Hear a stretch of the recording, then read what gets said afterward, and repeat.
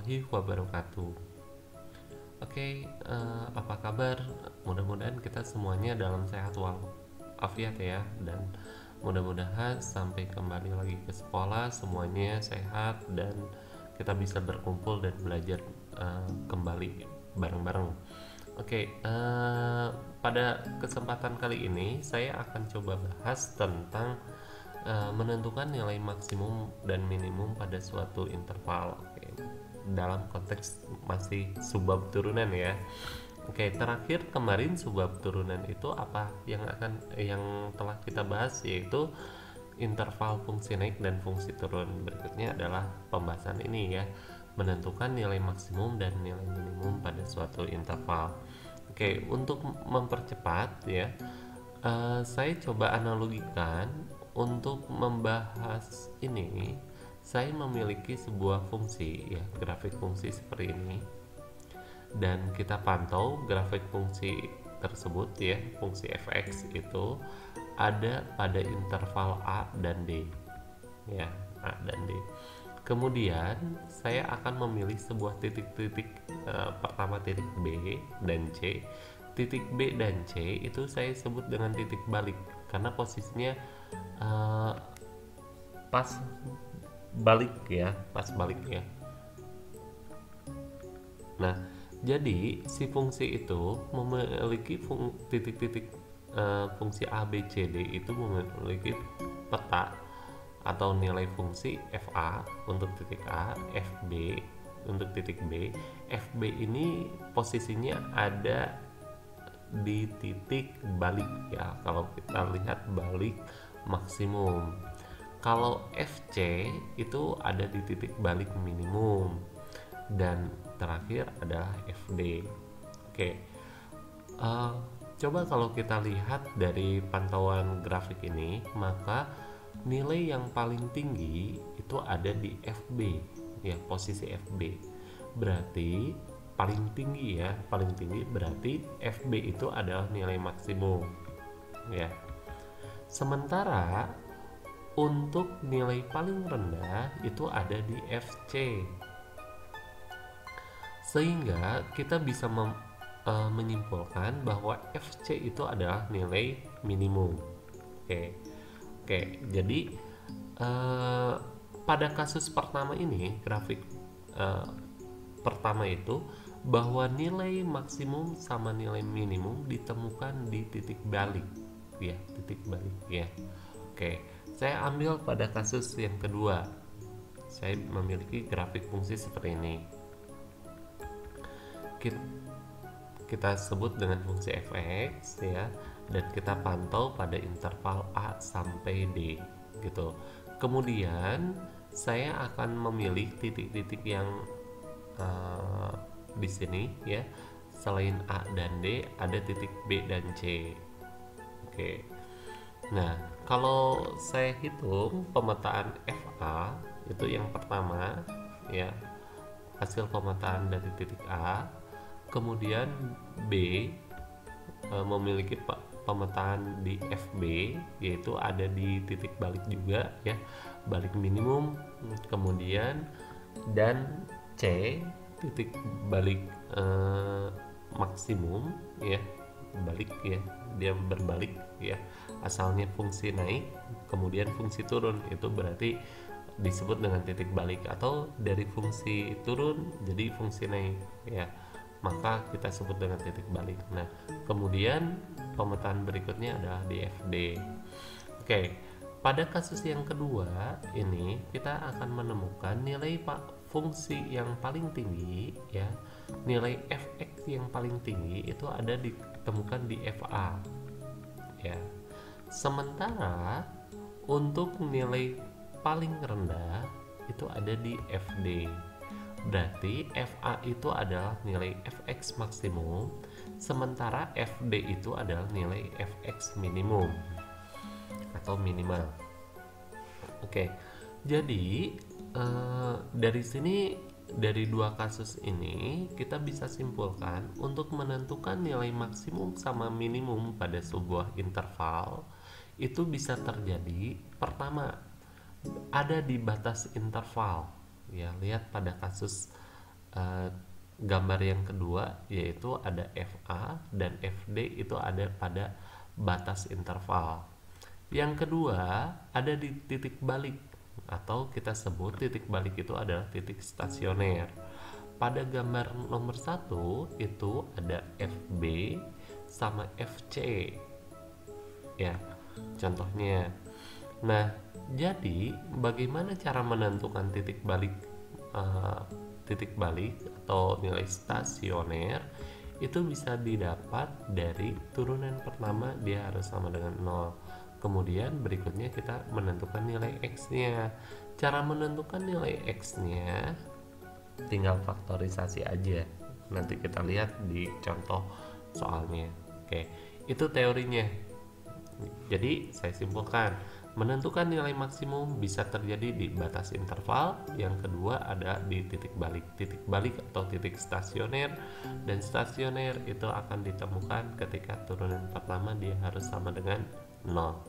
Oke, silahkan pahami dulu sebelum kita akan bahas soal latihan soal berikutnya. Oke, kita coba contoh nomor 1 ya. Nomor 1 itu ada soal sebagai berikut ya. Nilai minimum fungsi dari fungsi fx sama dengan min x pangkat 3 ditambah dengan 12x ditambah dengan 3 pada interval min 1 kurang dari x kurang dari 3 adalah, berarti A nya bisa min 13, B nya min 8, C nya 0, D nya 9, E nya 12. Oke, kita kembali ingatkan tadi teori yang baru saya bahas bahwa nilai minimum atau maksimum juga bisa didapat di batas interval, kalau enggak di titik stasioner. Oke, jadi pembahasannya sebagai berikut ya. Kita akan menentukan nilai fungsi di batas interval dulu. Batas interval di sini ada min 1 dan 3. Berarti kita akan hitung ketika f sama dengan min 1. Jadi tinggal ganti nilai x ya dengan min 1. Kita substitusikan ya min 1 itu terhadap fungsi tersebut. Jadi min dari min 1 pangkat 3 ditambah dengan 12 dikalikan min 1 ditambah dengan 3. Kalau kita hitung ketemulah 1 dikurangi 12 tambah 3, atau kita dapat min 8. Yang kedua, batas interval berikutnya adalah 3. Jadi kita akan tentukan F3. F3 tinggal substitusikan, berarti min dari 3 pangkat 3 ditambah 12 kali 3 ditambah dengan 3, hasilnya min 27 ditambah 36 ditambah dengan 3. Kalau dihitung maka nilai F3 itu sama dengan 12. Oke, berikutnya batas nilai fungsi di batas interval telah kita hitung. Berikutnya adalah kita akan menentukan nilai fungsi pada titik stasioner. Nah, pada titik balik atau titik stasioner, ingat bahwa cara menghitung titik stasioner adalah turunan pertama dia harus sama dengan 0. Jadi fungsi yang di atas ya, fungsi min x pangkat 3 tambah 12x tambah 3 itu kita turunkan. Setelah kita turunkan, maka hasilnya min 3x kuadrat tambah 12. Coba ruas kiri kita bagi dengan min 3, maka akan menghasilkan x kuadrat dikurangi 4 sama dengan 0. X kuadrat min 4 kalau kita faktorkan itu jadi x plus 2 dikalikan dengan x min 2 sama dengan 0. Berikutnya kita akan menentukan nilai x. Jadi nilai x bisa didapat dari x plus 2 sama dengan 0, atau kita dapatkan juga bahwa x sama dengan min 2. Oke, saya lingkari ya. X sama dengan min 2. Posisi x sama dengan min 2. Kalau kita lihat pada soal, interval yang akan kita lihat itu yang kita pantau di antara min 1 sampai 3. Berarti x sama dengan min 2 itu tidak ada pada interval min 1 sampai 3. Jadi kita harus abaikan ketika X sama dengan min 2. Nah, berikutnya, atau X min 2 sama dengan 0, X-nya sama dengan 2. Nah, kalau X sama dengan 2 ada pada interval min 1 sampai 3. Jadi yang akan kita uji nilai fungsi fx-nya adalah ketika f sama dengan 2, fx sama dengan 2. Jadi kita akan hitung f2 ya, kita hitung dulu f2-nya. F2 itu sama dengan, tinggal substitusikan ya, berarti min 2 pangkat 3 ditambah dengan 12 kali 2 ditambah dengan 3. Hasilnya min 8 tambah 24 tambah 3. Dan kita terakhir hasilnya adalah F2 sama dengan 13. Jadi nilai-nilai yang telah kita dapat ada 3. Yang pertama, F min 1 sama dengan min 8, F3 sama dengan 12, dan F2 sama dengan 19. Dari ketiga nilai yang kita dapat, maka tinggal kembali lagi ke pertanyaannya, berapa nilai minimumnya? Minimum di antara min 8, 12, dan 19 itu terdapat di min 8, sehingga kita bisa menjawab nilainya min 8 untuk nilai minimum. Kalau di luar konteks pertanyaan, kalau nilai maksimum berarti jawabannya apa? Nilai maksimumnya itu adalah 19, ada di F2. Oke, kita lanjut ke contoh berikutnya. Silahkan pahami dulu contoh nomor 1. Oke, kita lanjutkan ke contoh nomor 2 ya. Nomor 2 itu kita akan lihat ya, kita akan menentukan nilai maksimum dari fungsi fx sama dengan 2x pangkat 3 ditambah dengan 3x kuadrat dikurangi dengan 12x ditambah dengan 10. Nilai maksimumnya itu pada interval min 1 sampai 2. Nah, pilihannya A3, B-nya 14, C-nya 23, D-nya 30, dan E-nya 40. Nah, pada kesempatan ini ya, pada kesempatan ini kita lihat lagi bahwa teori kita bahwa menentukan nilai maksimum sama minimum bisa terjadi di batas interval. Yang kedua bisa jadi di titik stasioner. Nah, untuk pembahasan yang pertama, jadi kita akan menentukan nilai fungsi di batas interval. Jadi batas interval di sini terlihat dari min 1 sampai 2, berarti min 1 dan 2. Nah, berarti f min 1 kita substitusikan nilai min 1 terhadap fungsi fx. Jadi 2 kali min 1 pangkat 3 ditambah dengan 3 kali min 1 kuadrat dikurangi 12 kali min 1 ditambah dengan 10. Jadi kita dapatkan min 2 ditambah dengan 3 ditambah dengan 12 ditambah dengan 10. Jadi hasil akhirnya adalah f min 1 itu sama dengan 23. Oke, batas pertama udah kita peroleh, f min 1 sama dengan 23. Berikutnya kita akan hitung batas yang kedua. Batas kedua kita substitusikan nilai x sama dengan 2 pada fungsi tersebut. Jadi 2 dikalikan dengan 2 pangkat 3 ditambah dengan 3 kali 2 kuadrat dikurangi 12 kali 2 ditambah dengan 10. Berarti 16 ditambah dengan 12 dikurangi 24 ditambah dengan 10. Hasil akhirnya bahwa F2 itu akan kita dapat 14. Nah, jadi batas interval udah kita peroleh ya, nilai fungsi di batas interval tersebut.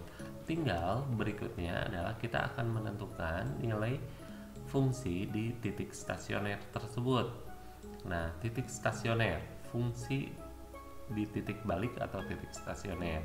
Jadi bahwa nilai stasioner itu kita peroleh ketika turunan pertama dia harus sama dengan 0.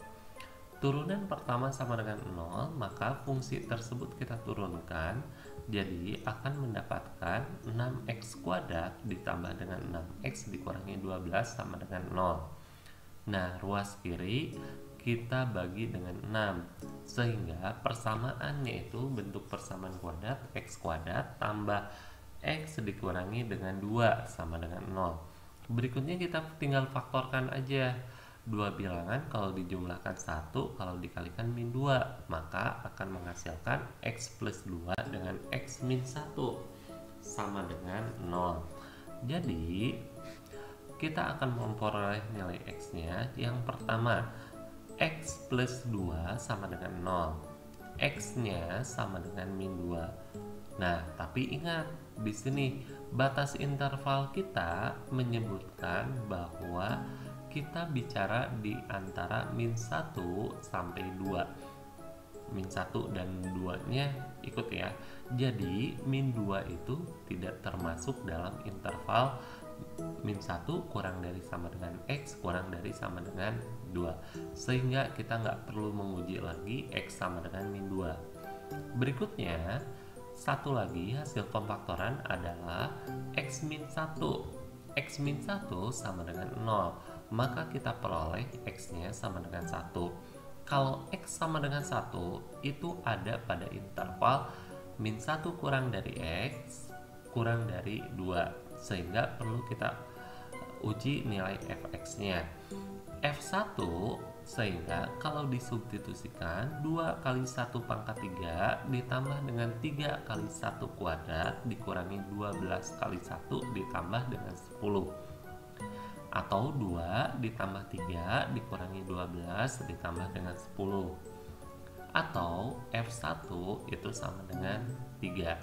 Nah, selesai semua nilai yang perlu kita uji. Jadi perhatikan hasil yang titik-titik yang kita peroleh, nilai-nilai tersebut ketika F sama dengan 1, x sama dengan min 1 itu sama dengan 23, F2 itu sama dengan 14, F1 itu sama dengan 3. Nah, kembali lagi ke pertanyaannya, bahwa nilai maksimum itu ada di mana? Jadi kita membandingkan nilai 23, 14 dan 3 maksimumnya di mana? Pasti di 23 dong. Jadi kita akan pilih pilihan nomor C. Oke. Terlepas dari sini, kita simpan dulu soalnya. Jadi kalau misalkan nilai minimum, maka nilai minimumnya berapa? Pasti kita menjawab F1 itu sama dengan 3. Itu ada di nilai minimum. Oke, silakan perhatikan contoh nomor 2 dulu dengan seksama. Mudah-mudahan bermanfaat ya.